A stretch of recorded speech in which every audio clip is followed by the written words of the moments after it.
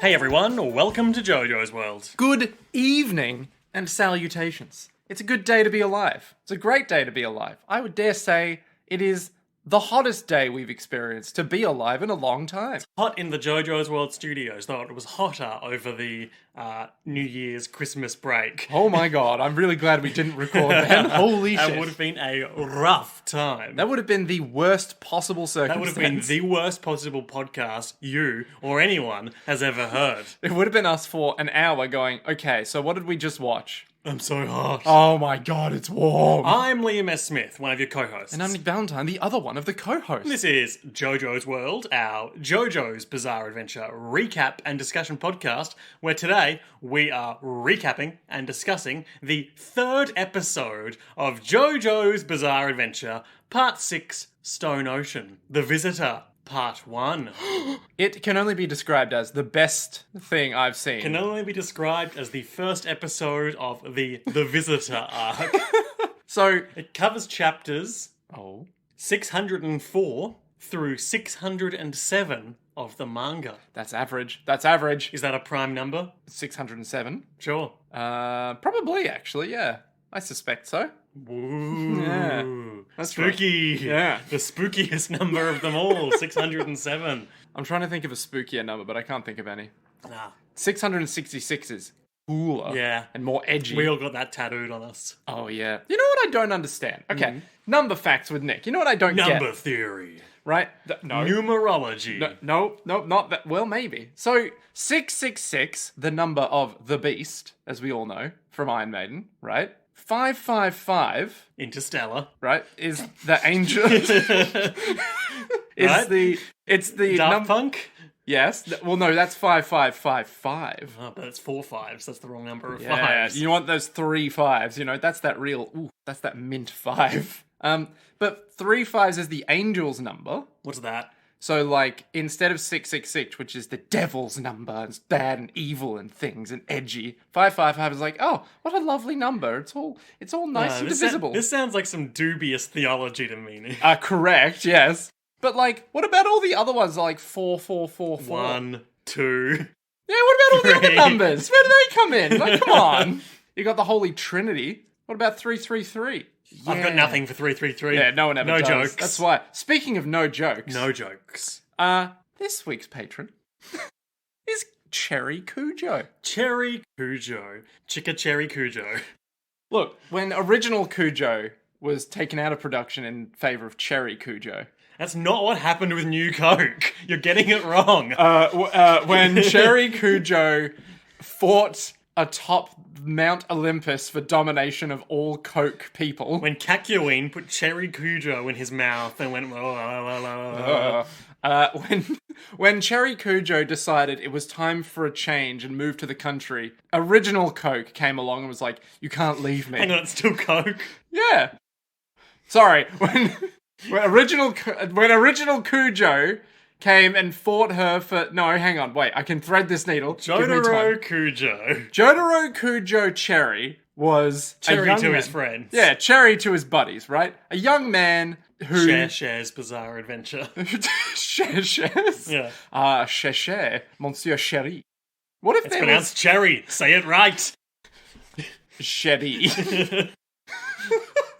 Thank you, Cherry Kujo, for your support of the podcast. Yes, thank you. Yeah. We also have a supplementary shout out to our patron of last episode, Double A Arcade. Arcade. Arcade, yep. Just a small correction, as they let us know that they use they, them pronouns. And of course, you deduced incorrectly that they were either a boy or a girl last episode. Look, I was wrong. I apologize. Or a he or a she, I think you said. I apologize deeply. They, them. Fair enough. No joke. Like I've said, no jokes, okay? No jokes. It's a serious thing. Yeah. No jokes on this here podcast about JoJo's Bizarre Adventure. More like joke Bizarre Adventure. You stop that right now. You stop that right now. We have never made that joke and we never will. Nick, shut up. Okay. I want to share with you some words of wisdom from Hirohiko Araki. Is it that in time? this, the second volume of Stone Ocean. Oh my god, it's that time again. It's that time. Here we go. You started reading it and immediately almost burst out laughing. So I know we're in for something deeply either problematic or insane. Workplace Nature Watch, Part 4. Yes! Oh, the best. Last year, I contracted gastritis. What the fuck is gastritis? It's like a stomach illness, I think. Why does he just tell us these things? Nick, this is Workplace Nature Watch, Part 4. So sometimes he just says these things. It's like, you know, if someone came to me and was wondering exactly what was happening in my life, they'd already know because I've just published it. Inflammation of the lining of the stomach. Oh, damn. Ariki, get that checked out. I was told that it was caused by stress. At the time, I had heard the European saying, "A house that grows tomatoes never gets ill." And I said, "Oh, really? In that case, I'll grow some myself." What? Is that And so I decided to grow tomatoes with that in mind. I bought a flower pot, 2,300 yen, fertilizer and dirt, about 1,000 yen, and a stake, 200 yen. I planted 3 tomato seedlings, 140 yen, making for a total of 10,920 yen. No one knows how much dollars that is. That's like $10 trillion? If I harvest 10 tomatoes, how much would one of them yield? feels like one of those. A train leaves a station. I don't know, like 70? If I harvest 10 tomatoes, wait, what does that mean? Like as in, how much money would it yield? Ah, right. Like in the equivalent of if you bought that many I tomatoes. thought it was like if he harvested them and replanted the seeds, how many tomatoes would it turn into? Oh shit, maybe he means that. Can you use tomato seeds to grow tomatoes? Yeah, I mean, how else do you get tomatoes? Well, I assume they're dead because they've been like the fridge, or you've like taken too long to cut them open. Or... If I harvest 10 tomatoes, Yeah. how much would one of them yield? To be continued. No! They're always to be continued. No, they're not. Oh. Some of them are to be continued. Nick, the Visitor, Part 1, in which our friend Jolyne Kujo enters the dangerous world of prison lending. Even as we were watching it, I was like, oh, Jolyne, you're making a huge mistake, buddy. Rookie error. Anyone who's watched Orange is the New Black, Oz, The Wire, I haven't watched any of those shows. Law and Order, particularly The Criminal Intent, Shawshank Redemption, Mindhunter, Midsummer Murders, Tiger King, Jonathan Creek, Death in Paradise, Dawson's Creek, Knives Out, One Tree The Hill, Last Jedi, Brick, Star Trek Discovery, Star Trek The Last Generation, Star Trek II The Wrath of Khan, known for having the Genghis Kobayashi, Khan. yep. Jojo's Bizarre Adventure. Part 6, Stone Ocean. What were you saying? Prison is fucked. Yeah. And I already knew that she was making a rookie error. By offering someone $1 to Yeah. continue their phone call. Because you know that any fictional representation of prison has to have that scene where it's like, hello, can you be generous to me? And then it goes real bad for them. You see, on your first day in prison, you want to walk up to the biggest person you can see and slug them right in the face. That's apparently a piece of commonly perceived wisdom, which I just think sounds like a terrible idea. No, apparently there's a guy, this is a real thing, there's a guy who, in prison, supposedly, he will find the person that comes, like, you know, in on that day out of, like, 10 people. Yep. And just shank him. Just to show that he's in control. Just literally, like, some scrawny dude who's like, I don't like the look of that one, I'll just shank him. And it's like, oh, good to hear that the jail system is under good reg. We love to have reformative justice. Yeah, this is why this prison, the aquarium, Green Dolphin Street, is so visionary, adaptive, and positive. Because sometimes people can ask for money and you can give it to them. I feel bad for the biggest guy in the prison. Like, all the new people punch him on their first day. They come in, they're like, where the fuck is Jerry? And He's like cowering behind his bed. No, I already have I'm a gentle giant. I'm like the guy from Shawshank Redemption. Or The Green Mile. Is that the one with the big man who spits out the flies? Couldn't tell you. It was one of them. I wanted to make a joke last episode, but I forgot about it. A rare planned ahead joke. Yes. It It better be worth it. About Gwess shrinking Jolyne, and then Jolyne being like, "Oh no, I'm so small, and anyone could come and step on me." Oh no, anyone could step in. No, this is not my intended effect. Oh, put me in the rat costume. Don't put me in your mouth. Oh no, please don't eat me. Jolyne, this is weird. I don't want to do this. No, I know. No one would ever want to do this. Oh no. Anyway, that's the the terrible new plan recurring ahead. segment, jokes I thought of making. Can we, every single week, it's like, Nick, last time I went to bed and thought of a great joke that I never made at the time. So Jolyne is thinking about her stand and explaining it to us that it, stone-free, It's a bundle of string. but when the strings bundle together, they form a person shape and get really hard, but can't go as far. A hard shell, if you will. About 2 meters, like all protagonist stands. Yeah. So I think it's like the further away it gets, the less damage it can do, unless it's bundled into that thing, and then it can reach 2 meters and just crush whatever. When, if it's further away than that, it's just string, Yeah, but string is deadly. Only so much you can do with string. You can't punch someone with a string. I mean, evidently. You can just slice that one guy's ear off. Yeah, that's true. How did she do? Anyway. The tension. Ah, the tension. Like when you get one of those string things you use to cut cheese. String thing you used. Do you mean like the piano wire thing? Yes. Like a garrote. Oh, God. Nothing I love more than a good garrote. So everyone's in the common area, and Jolyne wants to call her mama. She looks pensive. And a blonde prisoner is like, "Hey, can you lend me some change? Because I haven't spoken to my family in a while, and I'm about to run out. It's only $1, but I've got change up in my room. You just lend me to now. I'll go get it to you." Liam, what did I say when Jolyne handed over $1.25? Big mistake. Huge mistake. This is possibly one of the biggest mistakes she'll make all season. I'm calling it now. And then she gives it to her, and then she goes to use a free phone, and someone else pushes in front, and Jolene's like, "But I've been waiting," and the person is like, "You've got to reserve these a month in advance, and also I'm just standing here so someone will buy the phone time from me." Yeah, she looks weirdly like a chef. Like she's got the hat. She might be the cafeteria worker from last episode. Yeah. Who also has a brief cameo in the opening. Yeah. Yeah, maybe it's her. Yeah, because she's wearing the hat. See, she's wearing that little. Certainly, no one would ever wear a hat. No, never. What the fuck is wrong with you, Liam? Look around you in Australia. Is anyone in this country wearing hats? So Gwess is there. That bastard. She's entirely subservient to Jolyne now, and Jolyne does not want to be around her. And she's like, do not shrink me. There was this, no, don't. And Gwess is like, okay, I won't. It's like, yes, the plan's worked. There's this little segment that was in the manga that didn't make the cut in the anime, where Gwess is basically like, "Oh, you defeated me, now I'll be your faithful servant forever." And Jolene's like, "No, that's okay." No, please don't. I don't want any of this. It's like, I'll be around all day. It's like, please, no, please. So she comes up and is like, "Oh, big mistake giving that blondie some money, Jolyne. Big mistake." Jolene's like, why? Why is it a mistake? Like, she'll give it back to me when she goes back. It was just $1.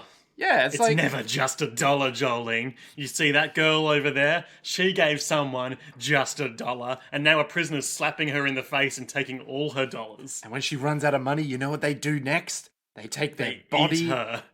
Oh, God. They take the body and the mind. Oh, my God. That's right. They eat you, and then they eat your consciousness. I hate it when someone eats my mind. That's why the mind flayers in D&D are such a menace to everyone. I feel like that's probably a thing that happened to someone in Dune at some point. Does anyone get their mind eaten? More like the opposite, where, spoilers for a 50-year-old book, but, like, one of the things that happens is Lady Jessica has a baby, right? Jessica. And she puts her mind into the baby? No, so she drinks the baby. The water of life to replace the old Mother Reverend that the Fremen have.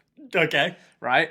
But in the process of doing so, all the memory, like the genetic memories and stuff of the old Mother Reverend go into the new one. Which is the baby? Which is Lady Jessica. Which is Lady Jessica and the baby. Oh my God. So they have the same mind? Pretty much. Like, and it's a thing later in the Dune series where Paul's kids also genetically have the memories of everyone before them. And so at one point, like, the daughter starts becoming their mother. And then they're like, Oh God, I've become my mother, yeah. they say. So in part 2 Dune, that will come out hopefully in like either next year or the year after. Nick's crossing his fingers God, desperately. Please give me that, Dennis. Please. When they talk about like looking where The Dennis system. Yeah. Dune. what's the E stand for? And N. next. And then this Dennis only has one N, I believe, because it's Denis. I. Iteration. And S. Someday. Yeah, I hate it, but you know what? So Shout out to Yakuza spin-off Judgment for having a quest about the Yagami system for dating. Oh, is it good? It's you. Y is you are the real prize. I'm putting my hand over my heart because I'm suddenly I so can't remember touched. the rest, but it was all wholesome shit like that. Oh, fuck you. Anyway, point being, later, when Lady Jessica has the baby, when they talk about, like, no woman is allowed to, like, try and become the Kwisatz Haderach, it's because if they do, they look where they can't. All the women get taken over by their genetic memories, whereas all the guys just die. Cool. Except for Paul, because he's the Kwisatz Haderach. Paul. Fucking Paul Atreides. Yeah. Yeah. So then they turn into abominations. The whole thing. Well, he quits that Haderach, seen that coming. Hey, you quit that. I finished reading a book yesterday, or a couple of days ago. Congratulations. Thank you. You're doing better than It me. was 600 pages long. Good fucking God. How long did it take you to read that? Like 8 months. Oh my God. A character turned himself into 10 pairs of sandals. What fucking book? The Revisionaries by A.R. Moxon. So did he revise himself into footwear? He briefly obtained absolute cosmic power, and then being disillusioned by the lack of any real god in the universe. Yeah.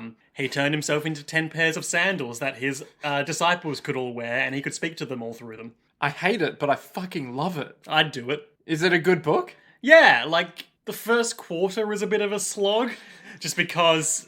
there's a lot of like different metafictional layers in it, and the first quarter, like, it feels like a kind of pretty like trite but eccentric crime drama sort of thing. But then you realise that is the story that someone else is writing within the story, and things go from there. It's just like Dune. And I won't give too much away, but there are some very fun twists. But sort of the inciting incident is like a villain of this story escapes it and switches places with the author. Ooh, that's fun. Yeah. Nice. Anyway, Jolyne is making a Jolyne. huge Yeah, mistake. huge mistake. Like, Gwes is just like, don't be a bitch, right? Don't Yeah. be a little prison Don't be shit. a prison bitch. Yeah, don't be the low bottom feeder fucking Like her. Look Little- at her over there. tiny She little sucks. purple hair flower braid. She is so unfortunately in the bottom. She's just getting extorted all the time. This is a distillation of capitalism, alright? Look, the blonde girl's already gone back up to her room, and she's not coming back with your change. And Jolyne, realizing this, moves to the reading room. Time to... Yeah. Jolyne, in the reading room with the cup of coffee. Ah, why hello there, I didn't see you. Today's book Oh, is... I was doing Cluedo, but I'm picking up what you're putting down. Today's book is Don't Be a Prison Bitch by So, Jolyne we Kujo. see some books in this next sequence, and it appears that they've changed the titles from the manga for some reason. I assume, Copyright? I guess.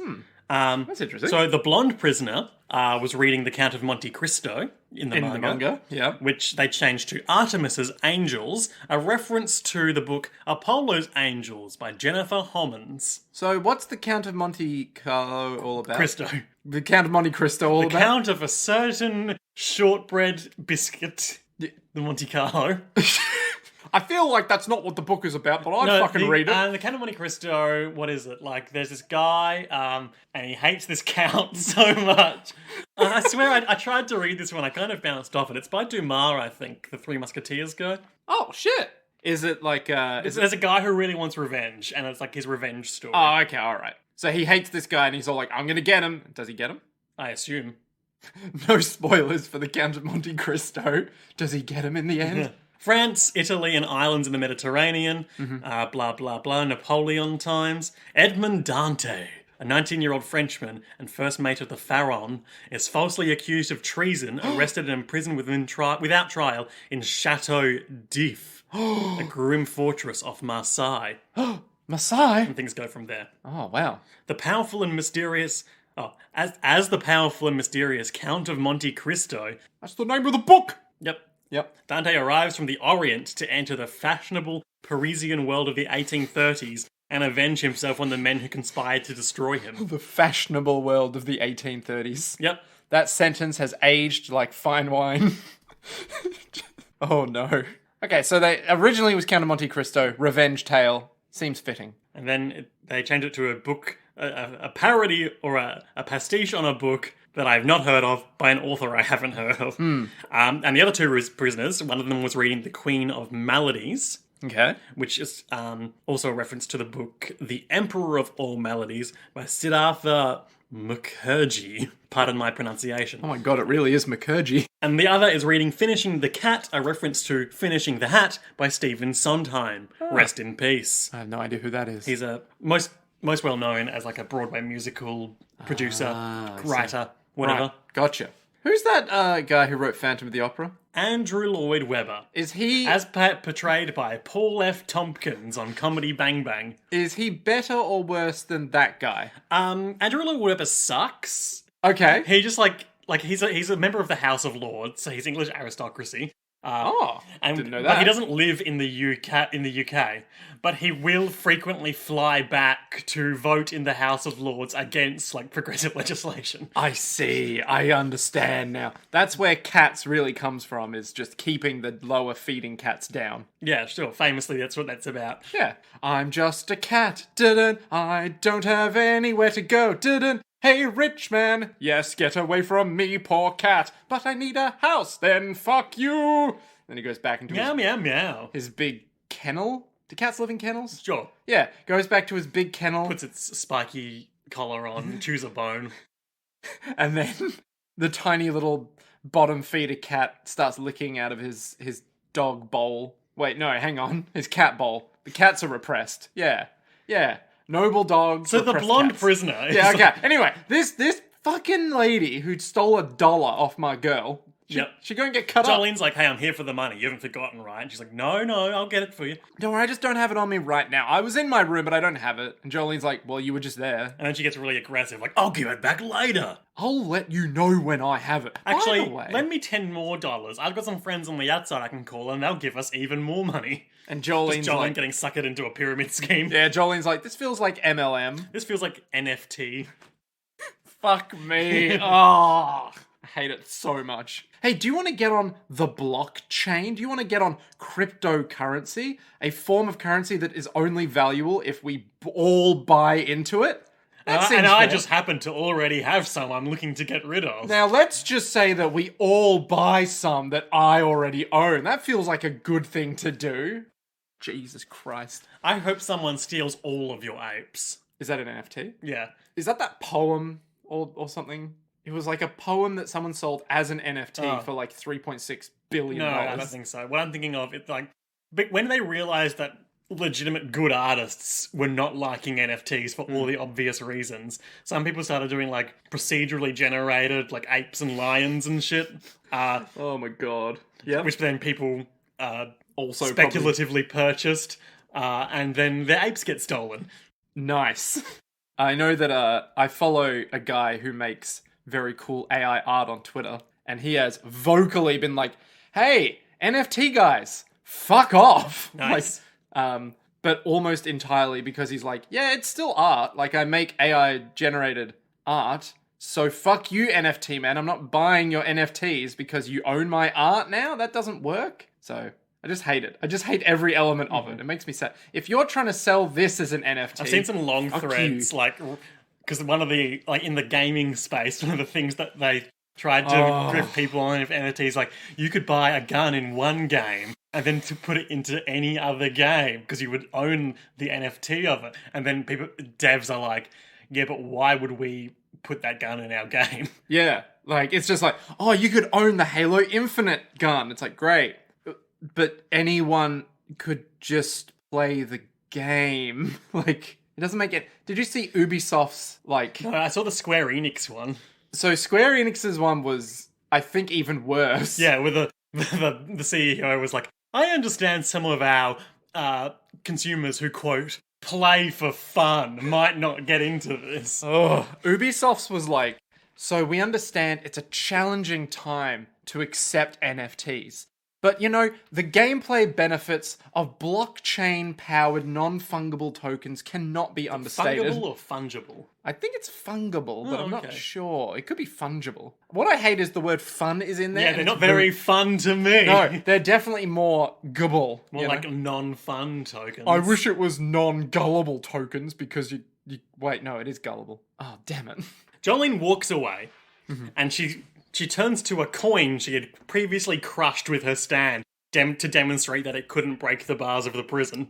It can merely crush a coin A tiny mere into coin. dust. Into literal, like, tiny dust powder. And the dust drips down the string of Stone Free into blonde prisoner's coffee. Her coffee. A coffee? Yeah. Hey, it's me, Coffee, from Florida. The coin dust immediately gives blonde prisoner ominous, violent diarrhea. I would say it's more like gastritis, but you know. She has got severely ominous katakana surrounding her. Her face turns into a fish head. She is a strong Junji Ito horror moment. And she goes to the bathroom like, hey, can you hurry up? But Jolyne is in there reading a book on the toilet. What's the book she's reading? I actually looked at that when we watched it, and I will zoom in. It is Selected Stories. Jolyne is in there reading Selected Stories. And she's like, please, I know please you're in just there, let me come in. on. I'll give you the $1 back. I'll give you $5 or even $10. Jolyne, in cruel irony, is like, oh no, take all the time you want paying me back, please. I'm just in here reading. And then when she's like, please, I'll pay you whatever you want. I'll pay you 10 whole dollary Jolyne dues. immediately opens the door and Smashes her head in. like, it's not even given much attention, but just like there's just a brief burst of blood as the door hits her in the face as well. And she's like, sold to the highest bidder. $10, thank you very much. I'll take that now, thank you. And you may use it. And then she's walking away, going back to her cell, and she goes over to the bottom feeder girl. Oh, and she's also waving around the $10 victoriously. To show everyone, like, I got my money back. I'm no one's bottom feeder. And also the fact that I have an invisible psychic power is probably pretty good. Yeah, I'm top badass bitch. Don't you dare call me bottom No bitch. one's going to be victimizing Jolyne in prison because she's got an invisible, invincible power that she could just punch you with. But no one knows she has it. No, but if anyone tried...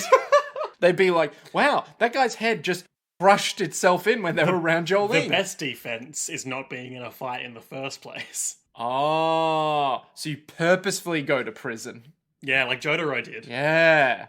Start of part 3? Yeah, but wasn't that because he didn't understand what was going on? Yeah, I guess so. That's true. But then he got everything he wanted anyway. Yep, he got everything he wanted. He's got a beautiful wife, a beautiful daughter. He has no problems in his home or social life. He can travel the world and see all the fish he wants. That's the one thing he enjoys in life. Is like, my daughter, my beautiful, sweet failure of a daughter. My wife who doesn't love me. My house which is too big and I'm trapped into the mortgage because I can't repay it. And that sweet, sweet manta ray swimming in the ocean without a care in the world. That's all I want to be. Oh my god, the ocean is transparent. Jotaro's wife is like, are you gay? And he's like, if I were gay, there'd be no problem. What I have is a romantic abnormality that's so horrific it would damage society if it got out. What's it called? Well, I don't want to say it has a name, nor that it doesn't have a name. But let's just say that if we were going to engage in it, you wouldn't see anything. I feel like you're not picking up what I was putting down. I was doing the Troy McClure fish fetish bit. Oh, I was doing. He uses his time stop powers to have sex, No, and then. that's no good. Oh, okay, all right, never mind. So she gives a word to the wise to the other prisoner on her way out, being like, you know, if you go to the bathroom next, other people are about to need it real bad too. But getting your money back is up to you. I can only show you the path. It is up to you to walk it. Unnamed side character that we will never see again. So when this happened, I was real like, ooh, that's not good advice. Yeah. Just like I could help you and, you know, fix some problems that you have. Or you could just fix them yourself. Why don't you get good? Come on, you fucking scrub. Like, fucking just do it. And then weird shit. Jolyne is leaving the reading room to go back to her cell now that she's got her money, and she pages the guard to open the door. But while she's waiting, a baseball rolls along, and then there's a baseball boy. Who the fuck is this kid? He's a baseball boy. He's little American baseball man. Hamburger sandwich, the baseball. When I was a young man, I always dreamed of being a baseball. How come? Well, I was in prison, you see. I just love in that brief moment of panic, you're like, shit, why do I enjoy baseball? So this baseball kid, boy. Yeah, the he's baseball crouching boy. in the shadows, being like, tomorrow you'll have a visitor at noon. You mustn't go meet him. Or a tragedy more terrible than death will befall us all. Baseball. So he's wearing like full baseball uniform as well. He's got a mitt on. He's got a mitt. He's got the white kind of vertical striped. Go Knicks, am I right? Yeah, and he's Nick Valentine's. Ugh. I hate that.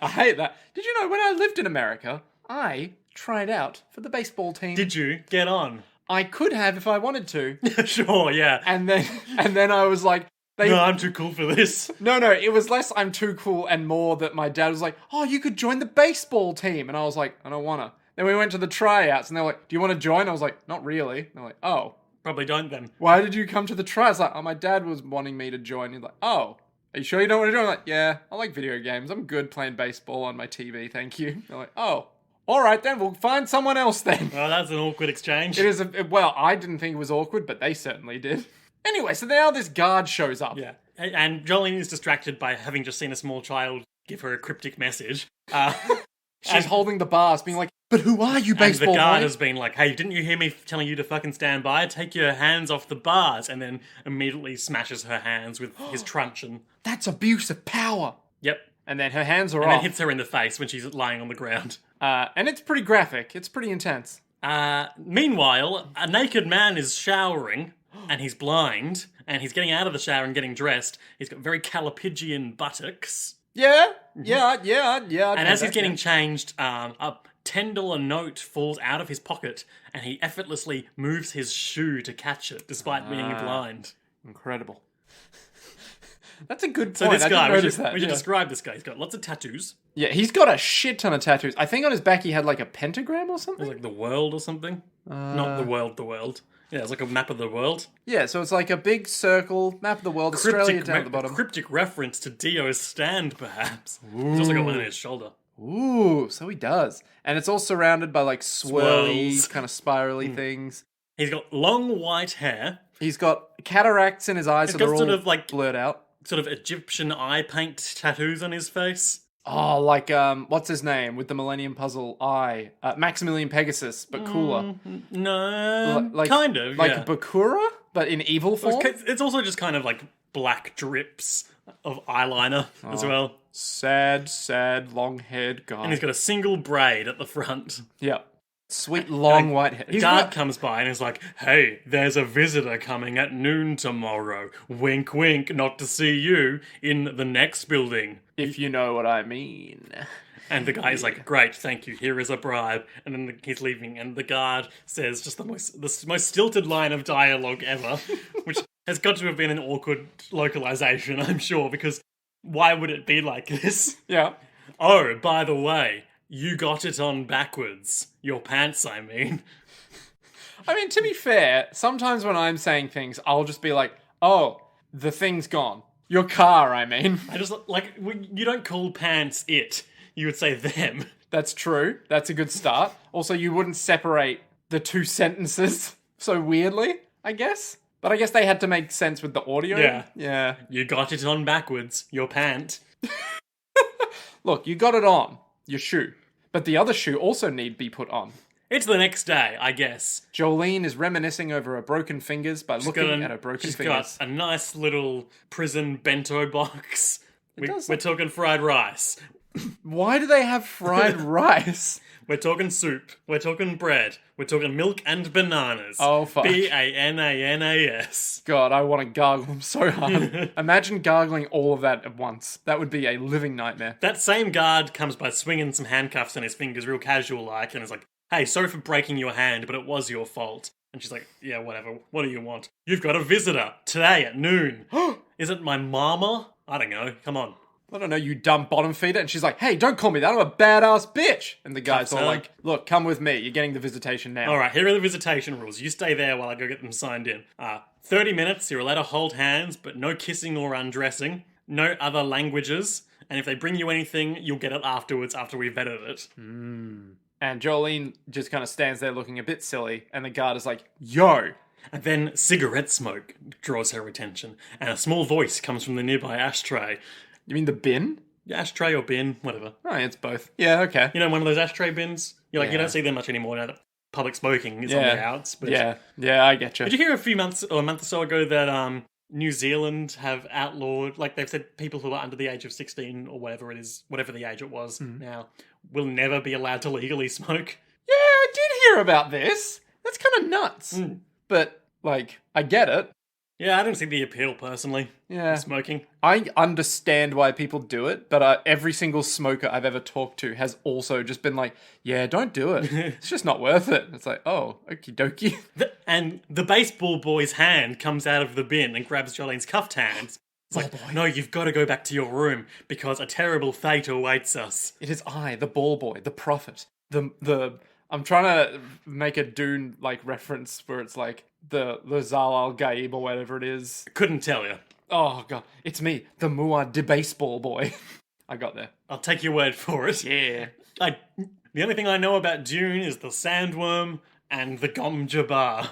I hold it your. Have you? You obviously haven't seen it yet, but I think the word "yet" there is carrying a lot of unnecessary weight. Oh, you'll watch it. The way that in the new one, the way that she says, I hold your neck, the Gom Jabbar, is so, like, pretentiously beautiful. Like some iambic pentameter. It's like, literally, like, it's like, put your hand in the box. Puts hand in box, and then, I hold at your neck, the Gom Jabbar. Put your hand in here. Yeah, it's so good. I fucking love it so much. Anyway, he's all like, hey, you're fucked. I told you not to come to the visitation. Well, I'm gonna go, okay, take this instead. It'll protect you. And then he disappears, and the guard comes back, and she looks in her hand, and she's got a bone. Why a bone? These are bones, she says. It looks like the bones for a very small manta ray. Yeah, like a tiny pelvis. Or like a strange fallopian canal of an alien. Or a kabuto. Oh my god, it does look like a kabuto. If you take that to the prison lab, they can defossilize it and you get a rare Pokemon. God, I wish that we lived in the Pokemon Nick, I've been universe playing sometimes. Yakuza 7 recently. Like a dragon. Yeah. No, you are like a dragon. Yeah. And that has the Sujimon mechanic. What the fuck is Sujimon? So I assume that they're retrofitting it to a Japanese word or contraction. Is this the one from Yakuza 1 where No. it's the sexy ladies who are dressed up as insects? No, that's A, that's from Zero, I think. But B, no, it's the Pokédex equivalent for all the creeps you fight. Oh, that's weird. Okay. So you meet a guy, you meet this random scarred looking guy in a lab coat, Yeah. and he's like, some people call me the Sujimon Sensei. And then he takes you back to his lab, and you fight 3 guys, one wearing red, one wearing blue, one wearing green. Of course. He wants you to fill out the Suji decks. Of all the creeps that you fight. Yeah. Okay. And yeah, as I say, I think they've probably retrofitted this around an existing Japanese phrase or contraction, but they justify it in English as being super jittery. Super jittery. Yeah, they're men that make you super jittery. Ugh, creeps. So does this include people you just find that don't fight you? Or No. Okay, alright.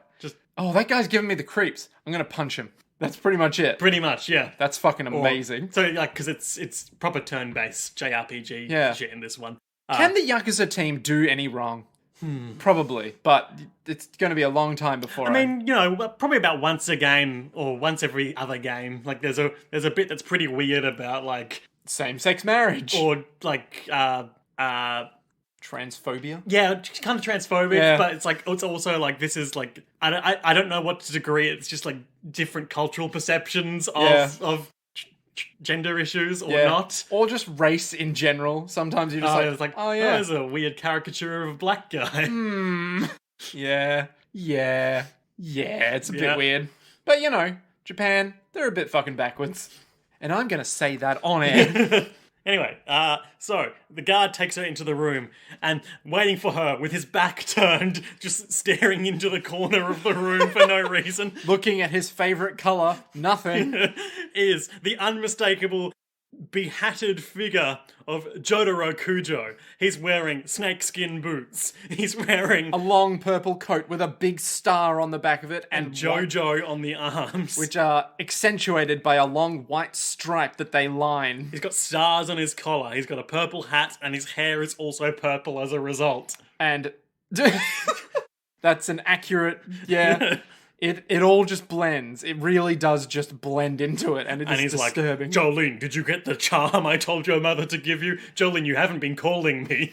Jolyne, I know you're in prison, but the least you can do is call once a day. Yeah. And then we have an ad break, even though we're watching it on And Netflix. it's flashback to when Jolyne's 14 and she's in trouble with the law for her previous biker gang affiliation, assault, grand theft auto. She's wearing a one-piece swimsuit and leggings. Yeah, she's wearing a Cammy outfit from Street Fighter, mixed with what I assume Cammy would wear as pants over that outfit. And there's a big butterfly on her shoulder. The clavicle. Yeah. And she's got Chun-Li buns. Oh, she do. And then the rest of her hair is coming down flowingly. Yeah. And Mum, in a rare on-screen appearance, is like, she's only 14, she'd never do these things, on the phone with Jotaro, being like, what do you mean you're still leaving on your marine biology trip? Your daughter's in trouble. What kind of father are you? And then a man in the same clothes as Jotaro approaches in an abstract spotlight, and then it zooms in on him, and he's just some guy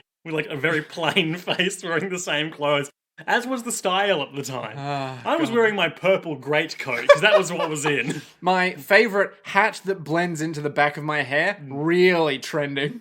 And then Jolyne is stuck in the spotlight feeling alone, disenfranchised, and as though her father just doesn't care. Back in the present, in the interview room, throughout this next sequence, there's all these shots of this vent, and increasing amounts of condensation on it. Lots of air. What does that mean, Nick? Is it symbolism or something more? It's impossible to say. Science has no answer. So Jotaro was like, Jolyne, are you listening to me? And she immediately cold cocks the guard to try and get put back in prison for bad behaviour. And she's like, I'd much prefer disciplinary action than talking to you, But she hits him man. too hard and knocks him out. And she's like, shit. My own It strength. really backfired on me. I've been working out too much in prison. So Jotaro's like, listen, just listen to me. You gotta Allow me listen. to exposit. Okay, look. You know this whole, you're in prison deal? It wasn't Romeo behind it. It was a more sinister opponent. And Jolene's all like, I'm not listening to you yet. It's John Gallier. John Gallier? Who is this a reference to? This is a reference to John Galliano, the British Gibraltar fashion designer, the head designer of French fashion companies Givenchy, Christian Dior, Oh my god, that's a big name. his own label, John Galliano. So John Gallier's plot is to send through the prison mail system, send Jolyne a cowbell that will turn her into a cow. And then once she's a cow, she can be shrunk down. This is the power of my stand. Dona. This is the power of my stand. Nah, me. Yeah. Oh my god. So is he a big name in fashion? Seems that way. If he works for Christian Dior, As the head designer. yeah, he must have been a large lad. Huh. How interesting. He's got some awards under his belt. Here's the... I was going to say, now let's scroll down to the scandals section of his Wikipedia Hang on. page. It's But scandals, not controversy. It wasn't scandals or controversies. Instead, it was simply anti-Semitic outbursts. A whole heading. So he's had enough that, oh my A lot god. of them. Subsequent legal action. Oh, Jesus Christ. Does that say comeback? Yep. So he made the remarks and was like, maybe I was in the wrong. Maybe fashion isn't about hate. Maybe it's about respecting each other's decisions and not fucking over each other's religion. But the character of John Gallier, the blind man that we saw showering before... Feels weird when you say it like that. He was very naked with Caprigian buttocks. Calipigian. Sorry, Calipigian buttocks. This man is imprisoned in the men's prison here, and he orchestrated your imprisonment to get to me, because I killed Dio. That's right, Jolyne. This is about me, not you. And Jolene's all like, Dad, I'm in prison. Can you not make it all about you for once? and Jotaro's all like, No. It's about me. I'm the main character of JoJo's Bizarre Adventure parts 3 through 6. So this guy apparently was like a renowned sniper because he could hit things in very difficult circumstances. Yeah. And he And arranged... I literally was just like, well, yeah, because he's blind. Like, that's pretty fucking difficult. And he arranged for like a hitchhiker to be thrown in front of Romeo's car and hired the dodgy lawyer and blah, blah, blah. And that's why Jolyne is inside prison, to That's get right. to Jotaro. Yeah. By visitation. Why would he do that? Because I killed Dio. He was a bad man. And we are the Joestars, and you are a Joestar. Due to his love for So, Dio. what was that fucking line? The Joestar bloodline can be traced back hundreds of decades. It's just If only there was a word for thousands of years. Okay, you had your chance. like a tentacade.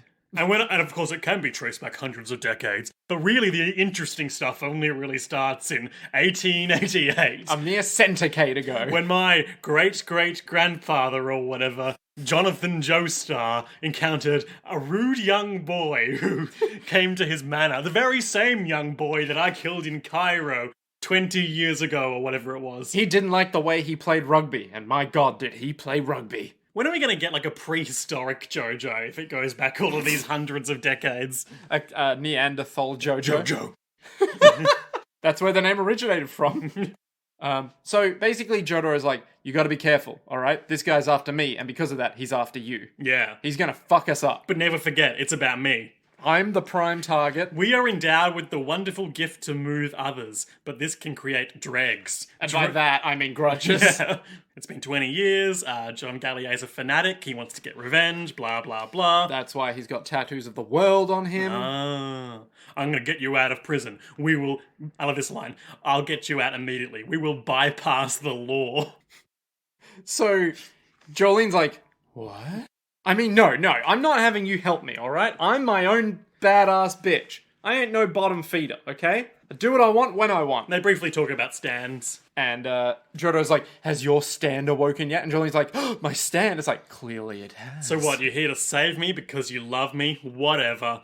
I'm going now, back to prison. And Jotaro immediately is like, that's my daughter. But Jolene's got up and she's putting her hands on the barred window in the door to call for exit, and she realizes her handcuffs aren't on anymore. So that's like one of a couple of inconsistencies happen here. So there's that. And then meanwhile, Jotaro on the other side of the room looks down at the guard's cigarette packet that fell out of his pocket and is like, the brand is different. How he noticed that, I'm amazed. But I guess when you're on the lookout for dying. And there's also, I don't know when this happened, but there's also a stubbed lit cigarette smoking in the ashtray on the table. The brand is different. Jotaro notices all these details. The guard didn't even approach the table. And then he's like, Jolyne, get away from the door. And she gets shot, and he stops time.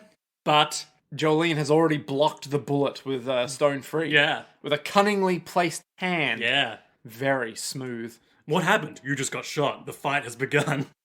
This is a real bullet called a Sniper Premium. It's specific to rifles. Thanks, Jotaro. I'm glad that a bullet is a bullet. When you think about it, this confrontation is kind of a combination of the rat and the Gebs Ndul confrontations. Why is it Gebs and Duel? That's just what the name... Remember Iggy the Fool and Gebs Ndul? Yeah, but Gebs and Duel was the guy who was really, really, really far away, Yeah. right? And he just He had was the water. blind water sniper guy. Oh, yeah. He was blind. Oh, yeah.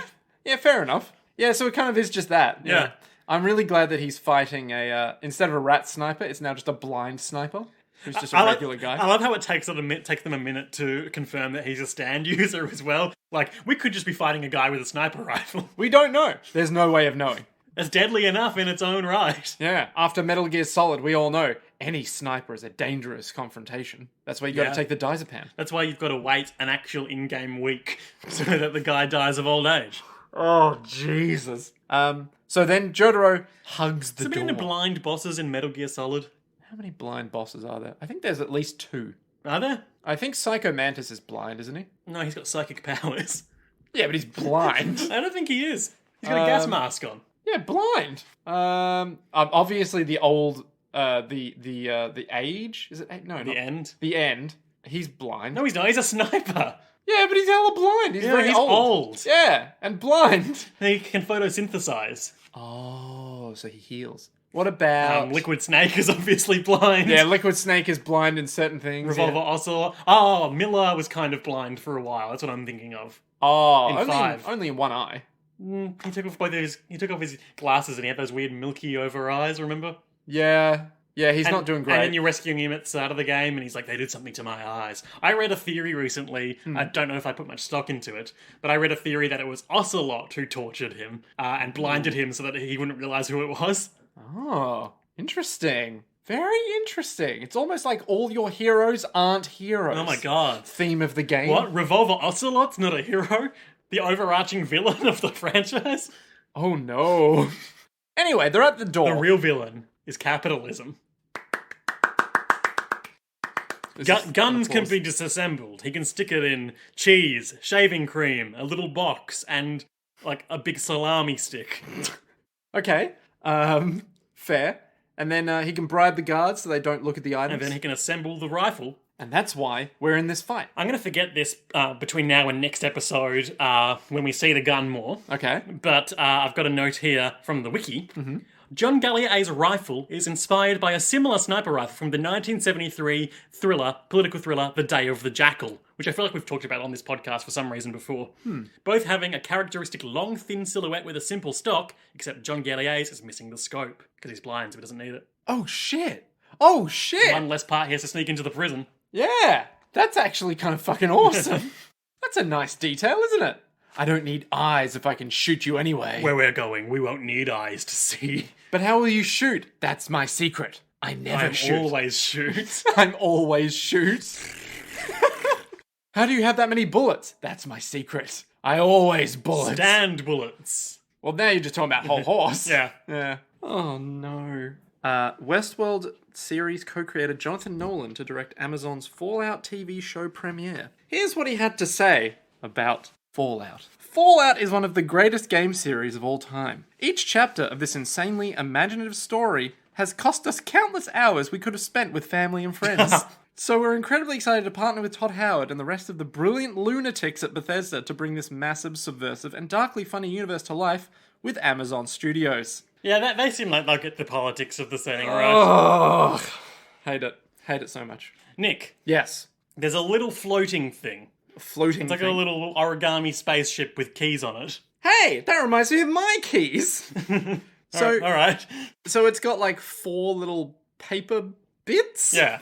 And it's like floating out there. A bulb in the middle that looks like a peach that wants to eat you. And they're like, that's probably a stand. And Look, it might be, but we don't know for sure. we need to figure out what it can do. Don't approach it. And then Jolyne immediately shoots out a string at it. And it misses. And Jotaro just goes, I said don't approach it. Can it see my thread? It dodged it. No, but it's reacting to something. And long story short, it's like reacting to the aerodynamics of movement. Ah, yes. The fucking, those equations, the not the Euler ones, the ones that are like the fluid dynamics ones. There's like 3 of them. Navier-Stokes, the Navier-Stokes equations.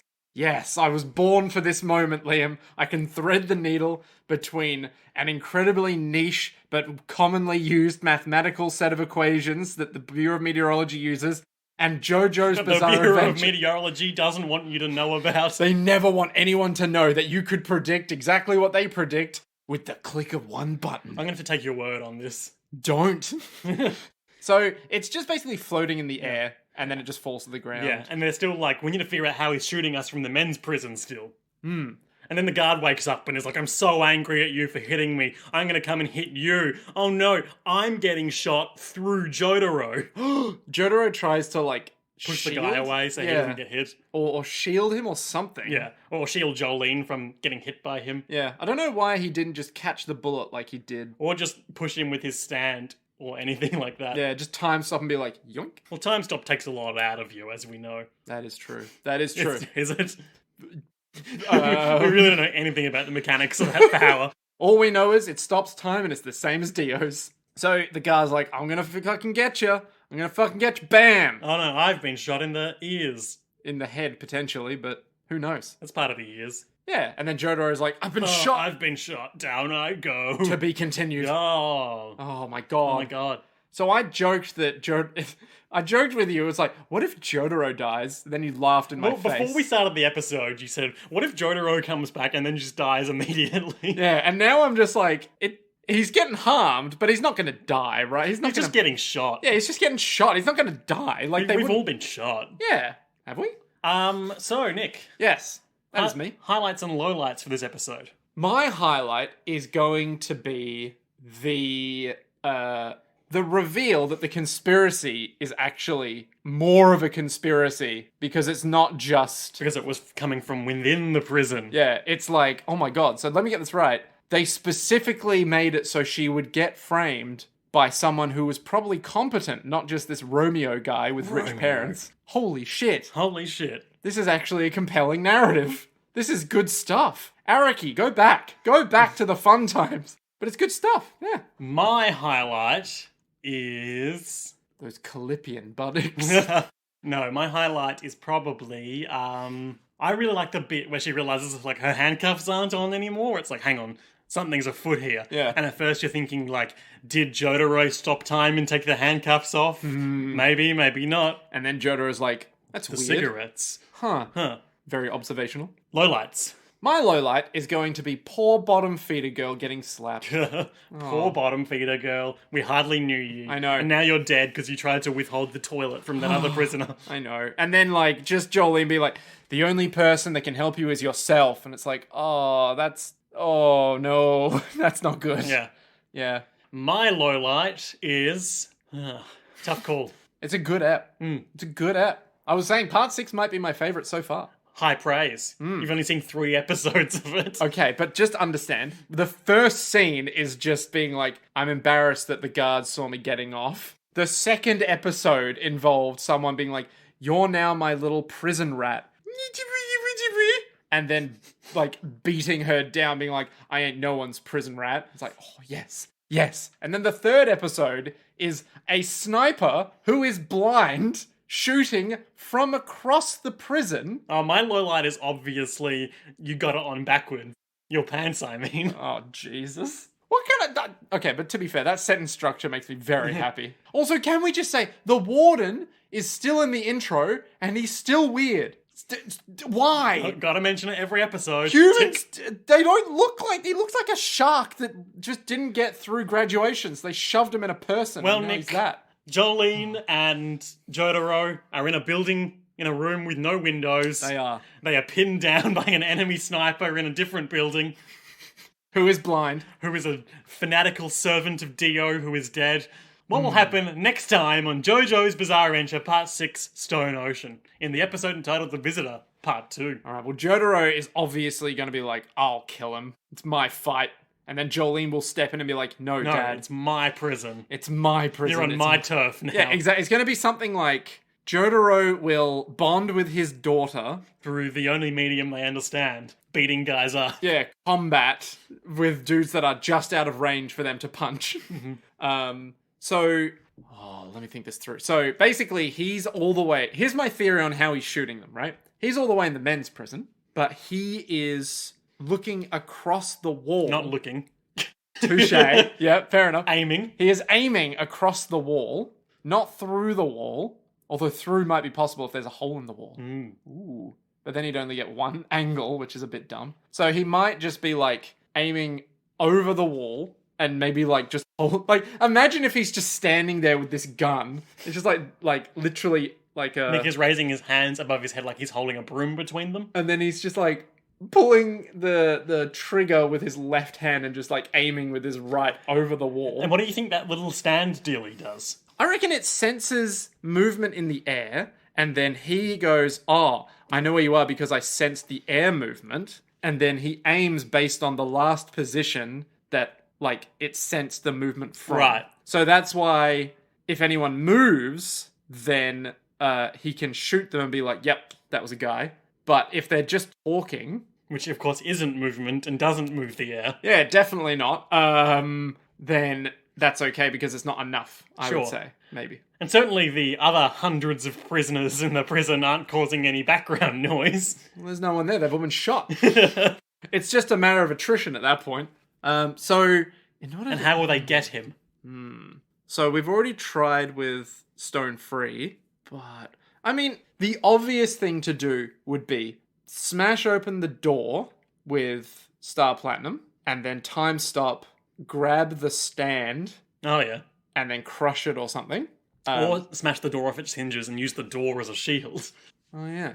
Yeah, that's fair enough, yeah. Possibly, yeah. Or Jolyne just starts, like, throwing the string and just being like, I can't Make feel a it. web to catch the guy. Yeah, like, if it's like, oh, we know he came from that direction, she can start, like, feeling around, being like, oh, there's a hole through this, like, wall, and then there's a thing through this wall, which means he must be over there, or something. You know? So she can test angles and be like, he's coming from that way. Let's get him. Yeah, and then they'll both... I reckon they'll both aura him, but... Oh, and it's like a bonding moment. Exactly. And then they'll look at each other and be all like, I still hate you, Dad. It's like, that's fine. You're still my daughter. I'm in prison now, too.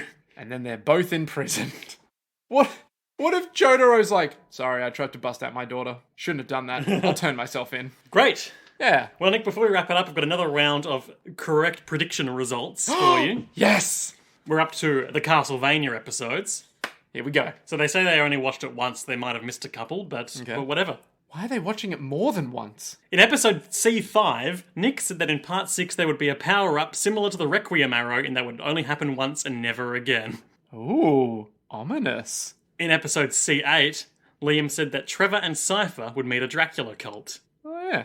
In episode C9, Liam said Lenore is going to be the most messed up of all the Styria sisters. He also said that Saint Germain would be cryptic and annoy Trevor and Cypher and later come to their aid. Classic. In episode C10, Liam said Lenore is going to try to soften up Hector. Liam also jokingly said that Alucard and the siblings will have a threesome. Liam also said that Isaac's subplot will have him gain an army. Oh my god. And in episode C11, Nick said that the siblings will betray Alucard and Alucard starts becoming his father. Liam said Isaac will fight a boss, and Nick said that he will gain an army and use it to strike Carmela and her army. Here you go. Castlevania. We were on the fucking money. Yeah, and then next time, we'll briefly do the one Barkano prediction and then make a start on the Utena predictions. Oh god. I can only assume some of them are like, he correctly predicted this fucked up thing would happen. Yeah. Because he made that joke. He made a joke about incest. That was a correct prediction. And boy, oh boy, do we regret everything. Good show. Oh, solid. I rewatched the My Ball clip the other day from Nanami's Egg. Oh, what was that? So she's running along and she bumps into Jury and Oh, yeah. you almost made me drop my ball. Your ball? ball? My ball. And then she thinks it's a bowling ball. It is a bowling ball. She thinks it's an egg. Oh, yeah, that's right. God damn. Why did I think that she thought it was a bowling ball, but instead was an egg? Well, I mean, Nanami was carrying around an egg for much of that episode. That's true. Did we ever get any confirmation on where that egg came from? Choo Choo was in it. Okay, yeah, alright, sure. Yeah. Oh no, it's Jury. I just know she'll start making fun of me because I'm only starting to lay eggs now. Oh my god, it's not even like thinly veiled, is it? Oh, Okay, beautiful. and in conclusion, JoJo's Bizarre Adventure will be concluded next time, but until then, to be continued.